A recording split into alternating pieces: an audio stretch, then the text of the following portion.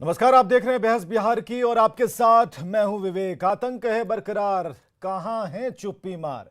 चुप्पी मार कहने का मतलब यह नहीं कि कोई चुप है, गुमसुम है, चुपचाप देख रहा है और जो घटनाएं हैं घट रही हैं। चुप्पी मार कहने का मतलब यह है कि लोग निंदा करते हैं, ट्विटर पर बयान देते हैं, खुलकर कुछ नहीं बोलते, जहां बोलना चाहिए वहां नहीं बोलते, जहां जाना चाहिए वहां नहीं जाते, जहां राहत पहुंचाना चाहिए वहां नहीं पहुंचाते, लेकिन अपने मुद्दों को पहचानते हैं। चुप्पी मार वो हैं, चुप्पी मार वो हैं जो किस पूरी घटना को जिन्होंने 1990 देखा है उसके बाद फिर से इसकी पुनरावृत्ति होती है, रिपीट किया जा रहा है आतंकियों की तरफ से, और वो चुप हैं, खामोश हैं और ट्विटर पर निंदा कर रहे हैं। चुप्पी मार वो हैं।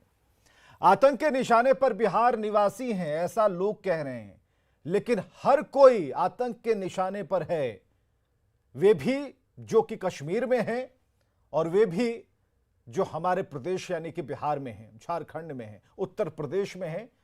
सभी लोग सवाल इस बात को लेकर है कि आखिर आतंक पर चुप्पी है और चुनावी मुद्दे पर बेबाकी है। ऐसा चल नहीं सकता। बिहार में काम करने में परेशानी क्या है, यह सरकार से भी सवाल है। क्या माहौल उस तरीके का नहीं दिया जा रहा है?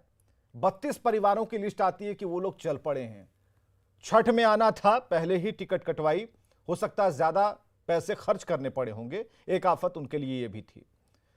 चेहरे पर चिंता का भाव है, परेशानी का जो सबब है उनके चेहरे पर झलक रहा है। परिवार परेशान है, मोबाइल में टॉप अप भरवा करके पूछ रहे हैं कि भाई आप ठीक तो हैं, आप पर तो गोली नहीं चली? तो नहीं, हम आ रहे हैं। तो आप तो छठ में आने वाले थे? नहीं, पहले चल दिए, यहां माहौल ठीक नहीं। आतंकवादियों को करारा जवाब मिलेगा, क्योंकि ऑपरेशन ऑल आउट से खलबलाए हुए जो आतंकी हैं वो अब इस तरह की घटनाओं को अंजाम दे रहे हैं। AK-47 से नहीं बल्कि पिस्टल से लोगों को मार रहे हैं। तो आप समझ सकते हैं कि बौखलाहट कैसी है। हमारे साथ बहस में कई मेहमान जुड़ेंगे, लेकिन उससे पहले नीतीश कुमार से जब यह सवाल किया गया कश्मीर के मुद्दे पर और इन घटनाओं पर, उन्होंने क्या कुछ कहा है, सुनिए। तो ये तो है, वहां पर तो कोई गड़बड़ तो हो ही रहा है। कुछ लोग जानबूझ करके बाहर से जो लोग काम करने के लिए वहां पर पहुंचे हुए हैं उनके साथ कुछ हो रहा है ऐसा लग रहा है। क्योंकि घर के अंदर घुस करके जो कल वाला इंसिडेंट आया, तो जैसे ही न्यूज से ही जैसे ही हम लोगों को जानकारी तुरंत मिली है, उसके बाद ही हम लोग काफी इस बात को लेकर के सक्रिय रहे हैं और हम लोग इस बात को लेकर के एकदम वहां भी अलर्ट कर रहे हैं कि देख लिया जाए कि लोग तो जाने के लिए स्वतंत्र है। देश के किसी भी हिस्से में काम करने के लिए जाने के लिए तो कोई भी नागरिक स्वतंत्र है।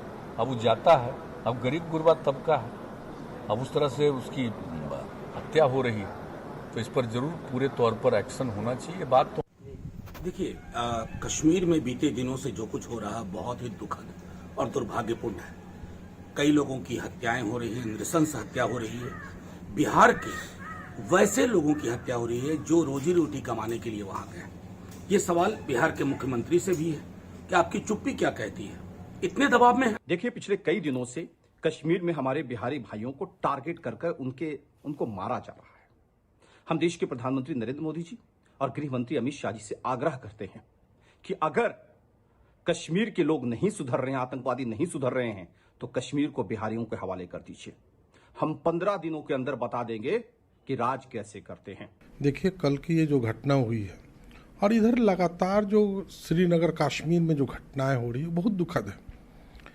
अब ये पाकिस्तान से प्रशिक्षित जितने भी आतंकवादी लोग हैं, ये लोग अब देख रहे हैं कि हमें भारतीय सेना ने और हमारे जम्मू कश्मीर के पुलिस ने उनके पांव उखाड़ दिए हैं। चलिए, ऑपरेशन ऑल आउट को लेकर सभी लोग अपनी पीठ थपथपा रहे हैं। हमारे जो सुरक्षा गार्ड्स हैं, हमारे जो सुरक्षा कर्मी, हमारे जो जवान हैं, दिन रात लगे हुए हैं, ढूंढ ढूंढ कर मार रहे हैं उन आतंकियों को। एक के बदले 11 आतंकी मारे जाएंगे, इक्वेशन नहीं रखा गया है।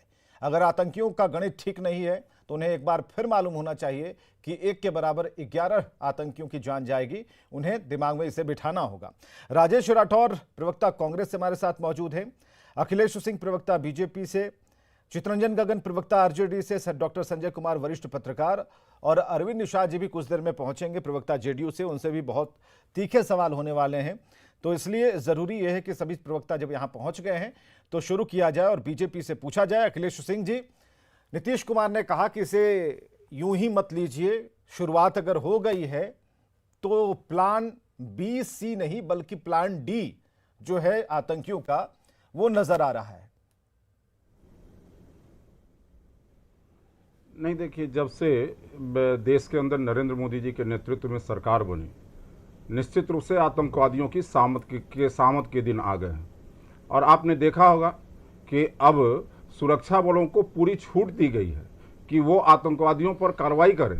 पहले जो था ये स्थिति थी कि आतंकवादी घटनाएं करते थे और उनके हाथ बंधे होते थे, लेकिन आज हाथ बंधे नहीं हैं। आतंकवादी अगर घटनाएं करते हैं तो 1 के बदले 5, 1 के बदले 11 ऐसे मारे जाते हैं और आतंकवादियों को ढूंढ के बिल से निकाला जाता है। लेकिन मैं उनसे सवाल करना चाहता हूं, जो ये आज जो घड़ियाली आंसू बहा रहे हैं, धारा 370 हटाया जा रहा था तो क्या कर रहे थे?